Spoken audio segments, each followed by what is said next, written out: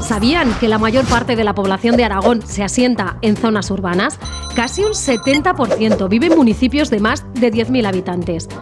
Pero nuestra comunidad muestra un elevado grado de dispersión. Fíjense, casi el 16% de la población, algo más de 200.000 personas, están repartidas entre más de 670 municipios. Pero, ¿cómo se distribuyen los servicios médicos en esas zonas menos pobladas? Vamos a coger como ejemplo los consultorios médicos. En Aragón hay 865 consultorios rurales, atendidos por equipos de atención primaria. Se distribuyen así: 316 en Huesca, 262 en Teruel y 287 en la provincia de Zaragoza. Atendiendo a los datos, Aragón cuenta con una buena media de médicos de familia, casi 9 por cada 10.000 habitantes, es más de un punto que la media española. El problema llega a la hora de encontrar médicos que quieran trabajar en esas zonas poco pobladas.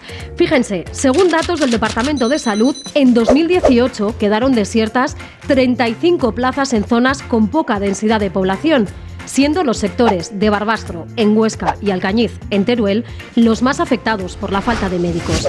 La dificultad para conciliar, la falta de medios y esa sobrecarga de trabajo son los principales motivos que hacen que estas plazas tarden en ser cubiertas.